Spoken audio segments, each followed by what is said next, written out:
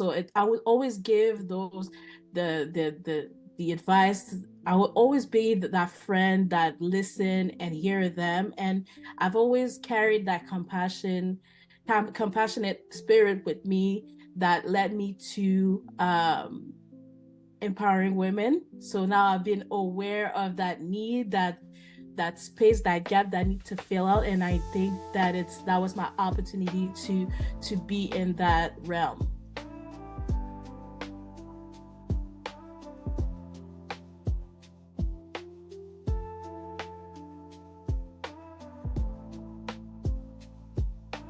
Hi, everyone. Welcome to the Unlock Potential, a podcast where we give the platform for entrepreneurs that are killing the game and are sharing their experience. And today, I'm proud and honored to have a business partner, to have a leader into empowering women, and also I have a friend with me, none other than Natacha Degazon is with us today. Hi, Natacha. How you doing? Hi, Kevin. Thank you so much for having me. It's a pleasure and an honor to be on this podcast with you. Well, you're welcome. I want to thank you as well for taking some of your precious time to be part of my podcast. And so let's start in general. For those who don't know, who is Natacha Degazon? Well, first of all, I go by Natacha DG because sometimes my last name is kind of complicated in the on the English side since it's a French name. Hmm? But I am also a podcaster. I do host the Woman Up podcast. It's been a year and a few months now that I'm constantly interviewing amazing entrepreneurs, leaders that are moving the needle in their own world. But that being said, I do also coach um team leaders to find their voice and becoming powerhouses through networking. Okay, okay, nice. And w- where did you get that idea to get into empowering women, Natasha? What's your background? What's the reason why you decided to go that Well, my journey started as a makeup artist. I've been a makeup artist since 2006, but officially 2008. So now it's way? been Okay. like what 18 years ish. Yeah. And I've always had like this amazing connection with my customers and clients, whoever was on my chair.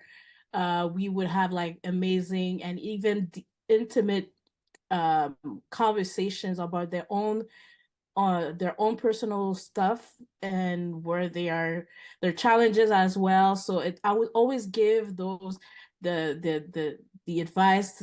I would always be that friend that listen and hear them. And I've always carried that compassionate spirit with me that led me to empowering women. So now I've been aware of that need, that space, that gap that I need to fill out. And I think that was my opportunity to be in that realm. Mm. Okay. So basically, it's by with the different customer you had when you started in your makeup business that you noticed that there was a gap, there was a need in that. That's where you decided to go that way. It's just because I noticed that people were comfortable, even strangers, Hmm? mostly strangers, to open themselves to me about their own journey, their own personal life. And it was so personal. At one point it was so personal that I would say, you know what, I'm a stranger. I just want to let you know I'm very open to conversation, but I'm a stranger. I just want to let you know. And the outcome and whatever, all the response I will always get is, I don't know why, but I feel like that I can talk to you. And I'm like, really? Well, you know what? I'm open, so we could talk. We could be like very have that friendly exchange, and that's how it started. Actually, that was the catalyst of it all. Nice, nice. Was it something that when you were hearing people, like strangers literally telling you that they feel comfortable sharing those intimate details about their life, is it something that you used to as your day-to-day in your life with your friends and people you are with, or was it something out of the blue? What do you mean, my skill or No, no, of the of I mean, when you say that strangers were telling you that they're comfortable sharing some intimate details about their life, is it something that either your family or friends that already know you knew that you had that in you, or have you noticed that before getting into that point?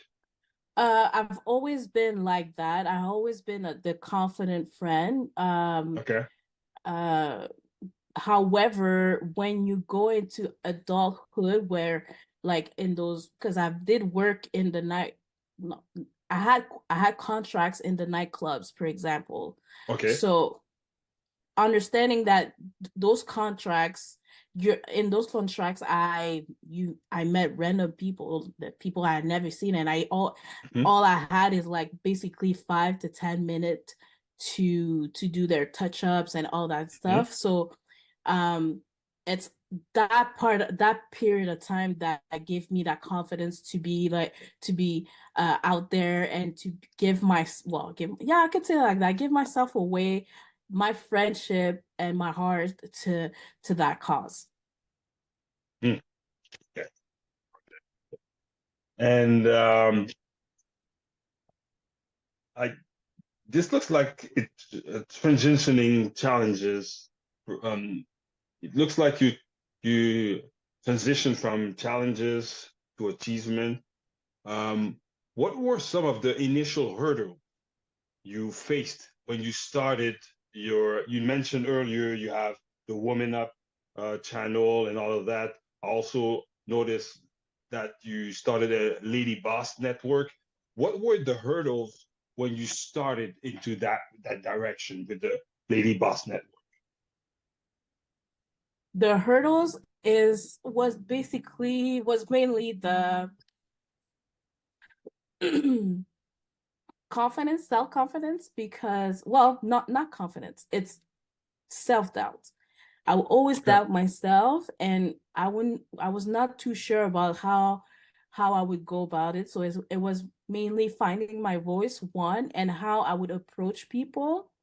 Mhm. It was not necessarily a hurdle. It's just like moments where I would be like, how can I approach the kind of people? So because it's people, these are people that are recognized internationally and even globally. So I was like, I had like this I had a hard time seeing myself doing those things and approaching those people, and what would they would think of me, and would they say yes? And at one point I had to break that cycle, that cycle in my head, and be like, you know what, if if it's a yes, good. If it's a no, well, we're moving to the next one. So that were the main uh hurdle, I guess. Mm. Yeah, you know what that reminds me of when I started one of my projects, Per la Boule, which is I was doing activities with young kids in daycare, kindergartens, and I was nervous when I started that, which was weird because I used to work at a company called Mad Science, where we literally were going all over the Montreal area, North Shore, South Shore, into schools, um, daycare, events related to kids, to basically do helping them learn about science in a cool way. So I had that background. I also had my background in biochemistry, and as soon as I decided to do my project, to to to exercise this fun exercise with them. I was kind of nervous, which was weird because with my background, not only in what I studied, but also what I worked, the company that I worked with was like, dude, you've been in high school, you've been in elementary school, daycare, do science stuff, and now you want to do something that you're really passionate and you're nervous? What, bro, are you for real? I guess it's about taking the leap to do what you're passionate about. And sometimes I think we've been socialized to to work in a certain mold the society has imposed. So Mm, technically we are programmed to go at school, find a job, and that's it. But now it's doing your something you're passionate about is not necessarily in your in your study, your field of study. So now it's just about, now you're stepping out of that mold. So that's, it takes some kind of it takes boldness. And so it's all about audacity, right? So you're just mhm. challenging the status quo and what the normal society has imposed. Yeah, yeah.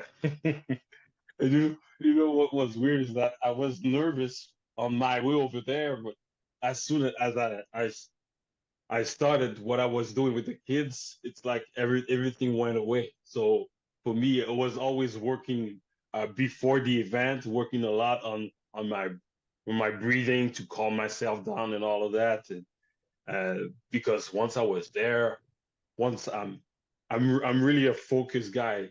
So once I'm focused, I'm good. But it's just before I get into my zone, into my focus zone, that's when I was also very nervous, but I really learned about myself by doing that, and which was really cool. And I'm still learning every day, and I may have put this on hold for some time, but I'll figure out a way to come back. That's Yeah, for for sure. sure. I think for sure it's like me. I do have the plan of going, not going back, but bring make up to what I'm currently doing. So Mhm. you definitely want to stay tuned, because it's coming back to my under my belt, I guess. But just to rebuttal a bit, not to rebuttal, just to support what you were saying, because it's something that I can relate, having to be stressed out about uh doing the things when you're like jumping in. And I've learned throughout the years that it's important to have a pre not a pre-workout, but it's not a pre-workout, but a routine before Mhm. you do what you need to do, right? So Mhm. some people who needs to go on stage or need to do their conferences or whatever they need, whatever stage they're on, it's to prepare something that's gonna give you that that's gonna work on your hormones, I guess. And Mhm. for me it's music. I'm not gonna dance. I'm not gonna dance, but I will definitely listen to music, because that's the element for me that really re-energize me and give me that focus. And because I get out of my head easier. Mhm. Yeah. That's that. You're right when you say that, because often when I also have a sport background because I used to play football, and whenever you get into sports, which is another way, another example, as you were saying, of you're about to in some kind of way you will be in a stage, you will you will do a show kind of, and everybody has their own routine. Everyone says that they're superstitious because they do every specific things, but it's every single thing that everyone that does might be from the outside might look ridiculous, but the person that does that is it's a way for them to be relaxed, to be comfortable, Right. to it's it's what they figure out that works for them to be in the best frame of mind to be able to achieve what they're going to do. So you're right that whether you're in sport, in everything in life, even when you're in school, when you remember when you used to be in school and you had those orals that you had to do and you had to get ready, you were so nervous. You figure out your own way to prepare yourself to be able to do what you had to do. So that's something that everyone has to do in their life, no matter where you are, what you do in life. You have to be able to figure out to calm yourself down enough for you to be able to do what you have to do. So, yep, that's something that some people it's more challenging for some people than others, but regardless, everyone has to do that in their life.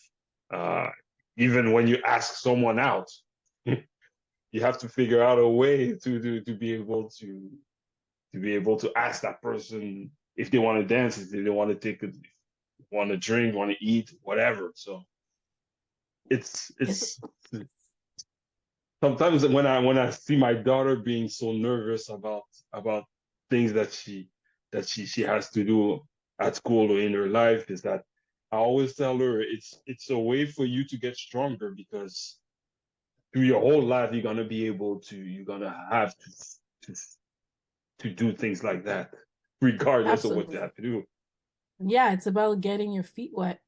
Yeah, yeah, yes, perfect. Nice example. Get your feet wet.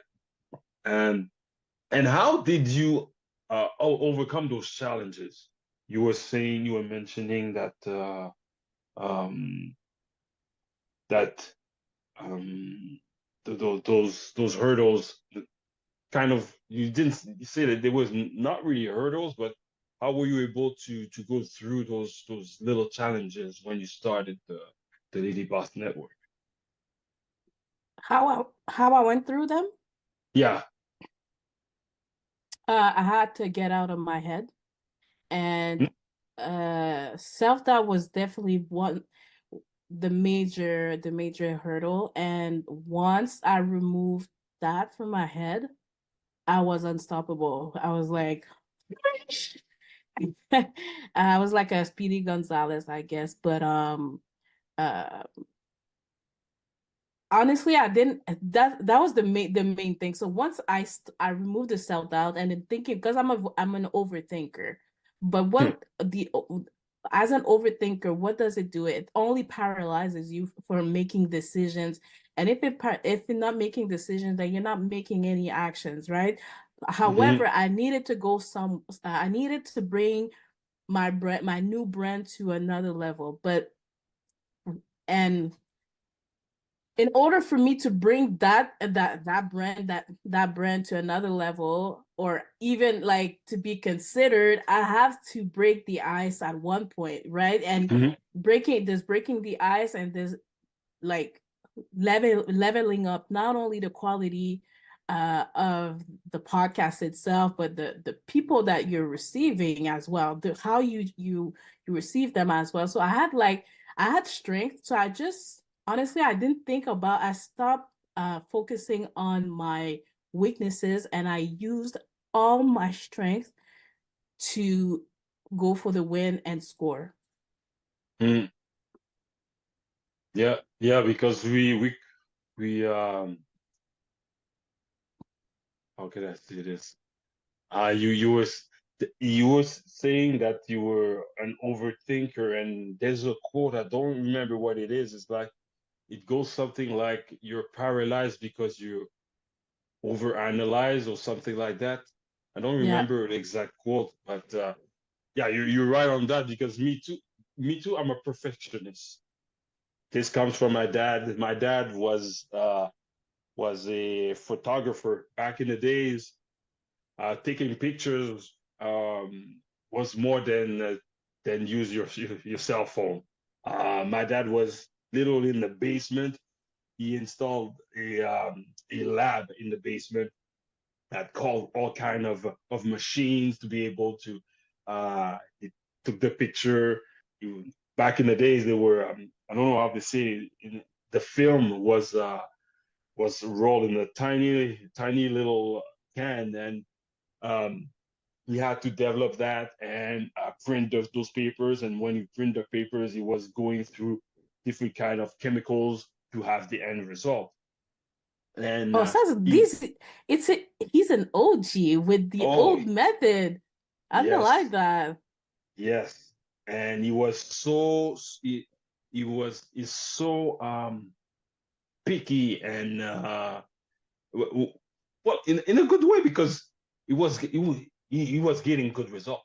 So in a way, that was worth it for him, because at the end of the day, he was delivering an awesome product. But he was also like that in also other things in his life. And one of my challenges through, well, still today, is that sometimes I overthink. I think to make sure I want it to be perfect. And I remember when I used to work at my science, my boss Karim, uh, at some point he took me aside and said, "Kevin, you do great work, but here's your issue. You want it to be perfect. At some point, you have to be able to let it go and say, is this good enough? You need to Mm-hmm. have that. You need to have that habit. Yes, you have to work hard and you provide a good product. But at some point, when you overthink and you overwork on something, you're not able to move forward. You're not able. Also, you're delaying all your tasks. It takes a long time for you to do simple tasks because you want it to be perfect. You think too much. You need to be able at some point to say, is it good enough? If the answer is yes, next, move to the next. So so when Karim told me that once, it's still up to this day, still it's stuck with me. I worked there, it was early 2000, and it's still there. It's still something that I'm working on, that don't overthink, don't overwork. Is it good enough? Yes. Okay, good enough. Move to the next. So that's yeah. We're working on those challenges. It's hard, but it's it's worth it at the end of the day. Um, so I just got my alarm to tell me that we're almost done. Um, what was a breakthrough moment that you can say that was the key that transformed something really big for you in your journey to be able to be where you are? Um, well, first of all, I still have a lot to learn. I have a lot to go through. There's a lot of stuff that I need to go through yet. I have yet to experience anything, so I'm still hungry for more for sure. But the breakthrough for me for sure, one thing that really helped me is getting a mentor, getting a coach, um, because you can't do it alone, and you have to be humble enough to say that to say and to accept help, Mhm, and have that vulnerability to have someone else, someone that it's outside, well, someone to put a finger on your weakness, and even your best asset, even your best strength. You need that person that's going to help you use that to your advantage and help you leverage those opportunities, right? mhm, So for sure, I had like, I think it was my very first podcast, I guess, I think, because my very first podcast when I recorded, it was not my own podcast. It was on my mentor's podcast. And okay. I think because I was so um quiet at first, I don't think he expected that he did. I don't think he expected much out of me. But the first episode that we recorded, he was speechless. He was like, "What?" So for me, that was a breakthrough for me. And he was very impressed, and he was like in awe. He was like, what, where did that come from? I thought you were gonna I was gonna be on your side to teach you and guide you and give you all that insight, but like you nailed it. I'm like, thank you.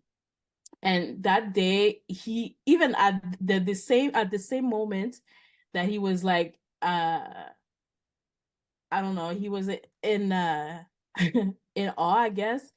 He bought me a little gift. It was my first like great headset. So these ones, I don't use them often because I want to keep them for a very long time, right? So for Okay. me, it represents a lot for me. So that I don't even use them to go to the gym. These are my even when they were no longer, even until the day that they don't work, I will still keep them as a souvenir, as a reminder Mm-hmm. that you could do it all. I can do it all. And that's why sometimes, and even that's why now today you can, even if I have a challenge, I always prime myself to say, I'm good, it's easy, and I prime my brain to be successful. I'm not attaching myself to an outcome, but I attach myself to the performance. So the best bet you could do is on yourself.